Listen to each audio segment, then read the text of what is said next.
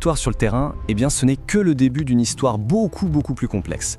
Et le deuxième sacre du Sénégal à la Coupe d'Afrique des Nations en est vraiment l'exemple parfait.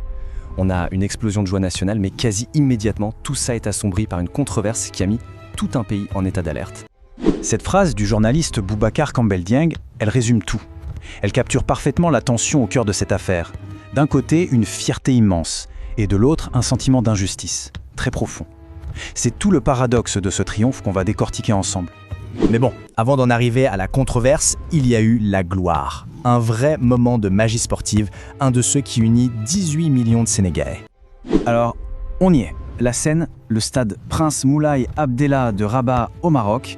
On est le 18 janvier 2026, c'est la finale de la CAN, une finale sous haute tension entre les Lions de la Teranga et le Maroc qui joue à domicile. L'ambiance, elle est juste électrique. Et le match, il est fermé, âprement disputé. À la fin du temps réglementaire, toujours rien, score vierge. C'est en prolongation que tout se joue. Le Sénégal arrache la victoire, un petit but à 0. Un score serré mais qui montre bien l'intensité du combat sur le terrain. Et là, c'est l'explosion de joie. Le Sénégal est de nouveau sur le toit de l'Afrique. Pour la deuxième fois d'affilée, les Lions remportent la Coupe d'Afrique des Nations. La fierté nationale est à son maximum.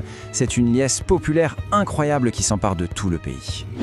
Et c'est précisément là que le récit bascule. On va voir comment l'euphorie a, très vite, laissé la place à une sacrée inquiétude.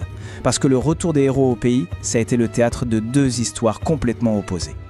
D'un côté, on a une célébration grandiose. Le président Bassirou Diomaye Faye décrète le lendemain jour férié. Une véritable marée humaine accueille les joueurs pour une parade mémorable à Dakar. Ils sont reçus au palais, récompensés comme des rois, avec 3,5 milliards de francs CFA de primes. La totale! Mais pendant que Dakar célèbre, une autre histoire beaucoup plus sombre se joue à Rabat. Il y a eu des incidents, des altercations en marge de la finale. Des supporters sont arrêtés et l'affaire devient si sérieuse que même le président de la FIFA, Gianni Infantino, condamne fermement ce qui s'est passé. D'un seul coup, la fête a un goût amer. Alors que les joueurs sont acclamés, le sort de certains de leurs supporters devient qu'une préoccupation nationale. L'attention se déplace du trophée vers ces citoyens sénégalais. Le chiffre est précis et il est lourd de sens. 18 personnes, 17 supporters sénégalais et un Algérien sont détenus à Rabat après ces fameux incidents. Le sort de ces individus devient très vite une véritable affaire d'État. Bon, et là-dessus, il faut vraiment démêler le vrai du faux. Une vidéo est devenue virale, laissant croire à leur libération. C'était une fausse nouvelle. La réalité est bien plus simple et bien plus sobre. Ils sont toujours en détention et leur procès est fixé. Et l'affaire est prise très au sérieux. Le Premier ministre Ousmane Sonko assure lui-même que le gouvernement suit le dossier avec la plus grande attention. Au-delà du drame humain pour les supporters, les conséquences institutionnelles, elles, n'ont pas tardé. La Fédération sénégalaise de football se retrouve elle-même, en quelque sorte, sur le banc des accusés. Et voilà, c'est officiel, la CAF, l'instance qui gère le foot africain, ouvre une procédure disciplinaire. Le Sénégal, à peine sacré champion, risque maintenant des sanctions qui pourraient vraiment impacter son avenir sportif. La pression est énorme. Alors voilà comment ça s'est passé. Après les incidents, la CAF a agi vite. Le 27 janvier, la Fédération sénégalaise de football est convoquée pour une audience qui s'annonce décisive. Et depuis, c'est tout un pays qui attend le verdict, annoncé comme imminent. Et cette affaire, elle a des visages. Ce ne sont pas que des institutions qui sont en jeu. Le sélectionneur, Pape Thiaw, mais aussi des joueurs majeurs comme Iliman Ndiaye et Ismaïla Sarr, ont été directement entendus par la commission. Leurs témoignages sont vraiment au cœur de la défense du Sénégal. On arrive au point culminant de cette histoire.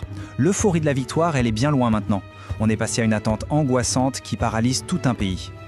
C'est la question qui est sur toutes les lèvres, finalement. Cette deuxième étoile, si charmant gagnée sur le terrain, est-ce qu'elle pourrait coûter au Sénégal une très lourde sanction ? La gloire sportive, est-ce que ça vaut des supporters en prison et un avenir sportif potentiellement compromis ? Et c'est là-dessus qu'on va se quitter. Au moment où on se parle, le verdict n'est pas encore tombé. Le Sénégal retient son souffle, suspendu à une décision qui pourrait soit fermer ce chapitre douloureux, soit, au contraire, prolonger le cauchemar. Au-delà du verdict, cet épisode pose des questions vraiment cruciales sur la responsabilité des supporters, la gestion de la sécurité par les pays organisateurs et tous les jeux d'influence en coulisses des grandes compétitions. Bref, l'histoire n'est pas encore terminée.